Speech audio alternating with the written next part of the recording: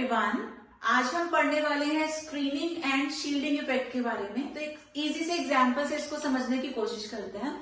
Suppose एक classroom है, उस क्लासरूम में यहाँ पे है टीचर और पीछे सपोज यहाँ पे स्टूडेंट्स बैठे हैं। अब ऐसा मान लेते हैं हर एक सीट पे 2 स्टूडेंट्स हैं, ठीक।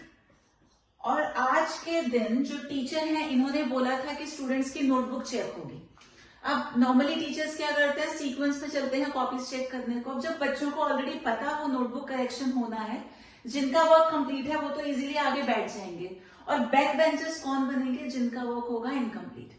अब टीचर ने करेक्शन स्टार्ट किया, इनका वर्क चेक हो गया, इधर चेक हो गया, यहां तक मान लीजिए सबका वर्क चेक हो गया।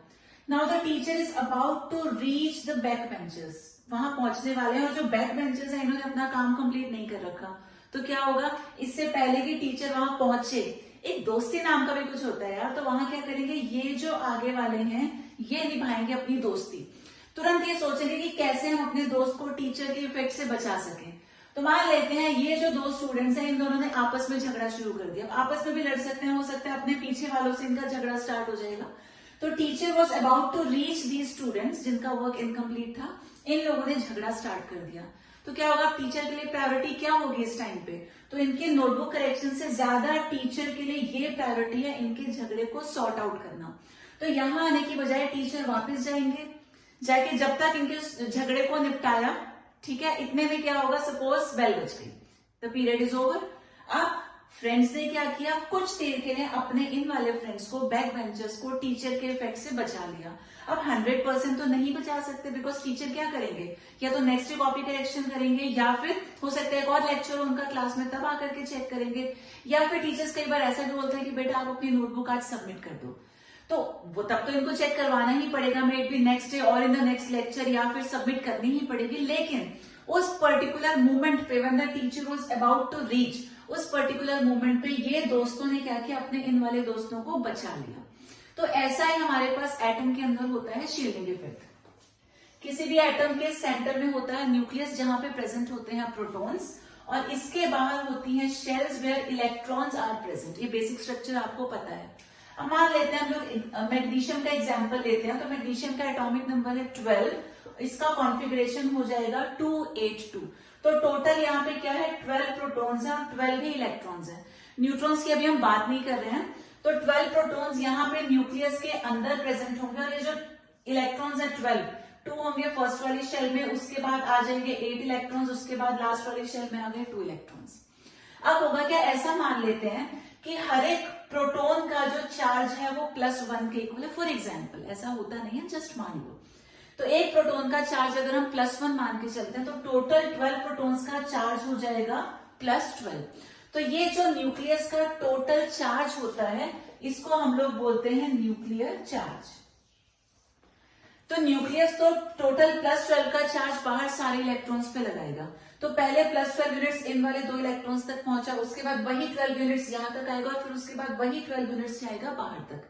लेकिन क्वेश्चन है कि क्या ये टोटल 12 यूनिट्स का चार्ज बाहर तक पहुंच पाएगा? The answer is no. तो ये जो एग्जाम्पल हमने यहाँ कंसिडर किया था, बिल्कुल उसी के जैसा यहाँ पे होता है। अब फर्स्ट शेल में क्या है, 2 इलेक्ट्रॉन्स है, दोनों का चार्ज कैसा है, नेगेटिव। नेगेटिव नेगेटिव में क्या होगा, रिपल्शन। सिमिलरली सेकेंड वाली शेल में हमारे पास 8 इलेक्ट्रॉन्स हैं, वो सारे नेगेटिव हैं, तो उनके बीच में भी रिपल्शन होगा।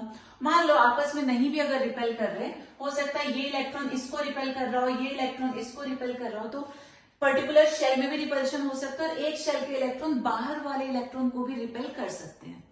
तो अब रिपल्शन को ओवरकम तो करना पड़ेगा, बिकॉज अगर रिपल्शन चलता रहा तो एटम तो अनस्टेबल हो जाएगा ना, but we know atoms are stable. तो एटम स्टेबल कैसे होता है, वहां बहुत सारे इलेक्ट्रॉन्स हैं, जहां रिपल्शन चल रहा है, तो कैसे स्टेबल होगा, वो होता है इस न्यूक्लियस वजह से, जहां पे प्रोटॉन्स है और प्रोटॉन्स का चार्ज है पॉजिटिव। तो पॉजिटिव चार्ज की तरफ अट्रैक्शन भी तो हो रहा है। किसी भी पर्टिकुलर आप इलेक्ट्रॉन को कंसिडर करो, तो ये इलेक्ट्रॉन अगर यहाँ और यहाँ से रिपल्शन सफर कर रहा है, एट द सेम टाइम इसका यहाँ अट्रैक्शन भी तो हो रहा है। तो ये अट्रैक्शन होता है more in comparison to the repulsion, therefore atoms are stable. तो यहाँ पे होगा क्या, मान लेते हैं +12 यूनिट्स का चार्ज न्यूक्लियस ने दिया, इसको तो हमने बोला न्यूक्लियर चार्ज। यहां तक पहुंचा +12 का चार्ज, उसके बाद इनके बीच में मान लेते हैं रिपल्शन है, तो पूरा चार्ज जब बाहर तक नहीं जा पाएगा बिकॉज थोड़ा सा चार्ज जो है इनके रिपल्शन को रोकने में यूटिलाइज हो जाएगा।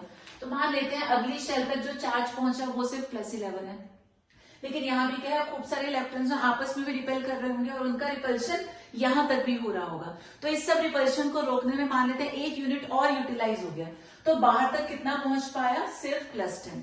टोटल चार्ज कितना था, +12 था 12 प्रोटॉन्स की वजह से, लेकिन बाहर तक कितना पहुंच पाया, +10। तो ये जो होता है इसको हम लोग बोलते हैं इफेक्टिव न्यूक्लियर चार्ज।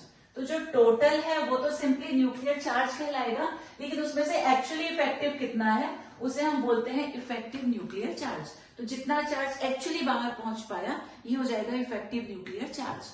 अब हम उसके बाद क्या बोलेंगे, जैसे कि यहाँ क्या हुआ था क्लासरूम में, जो आगे के सीट्स वाले बच्चे थे उन्होंने बैक बेंचर्स यानी कि लास्ट वाले स्टूडेंट्स को बचाया। किससे बचाया, टीचर के इफेक्ट से। 100% तो नहीं बचाया, लेकिन कुछ कोशिश तो करी ना अपने लेवल पे।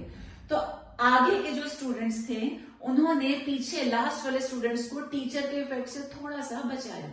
ऐसे यहाँ पे क्या हो रहा है, न्यूक्लियस का तो टोटल कितना चार्ज है वो है +12 का, लेकिन बाहर कितना पहुंच पा रहा है, सिर्फ +10। किसकी वजह से, अंदर वाले इलेक्ट्रॉन्स की वजह से। तो इसी तरीके से हम यहाँ भी डिफाइन कर सकते हैं कि जो अंदर के इलेक्ट्रॉन्स हैं इन्होंने क्या किया, बाहर के इलेक्ट्रॉन्स को न्यूक्लियस के इफेक्ट से बचाया। अगेन आई टोल्ड 100% नहीं बचाएंगे, थोड़ा बहुत फर्क पड़ेगा। तो देखो ना +12 से +10 हो गया। तो अंदर के इलेक्ट्रॉन्स ने बाहर यानी कि outermost shell, last shell, valence electrons को न्यूक्लियस से थोड़ा सा बचा लिया। इसी को बोलते हैं हम स्क्रीनिंग या शील्डिंग इफेक्ट। तो एक स्क्रीन जैसी बना दी ना, जिसकी वजह से न्यूक्लियस का पूरा इफेक्ट बाहर तक नहीं जा पा रहा। ठीक है, अंदर के इलेक्ट्रॉन्स को हम लोग क्या बोलते हैं, इनर शेल इलेक्ट्रॉन्स भी बोलते हैं, इनको कोर इलेक्ट्रॉन्स भी बोल सकते हैं।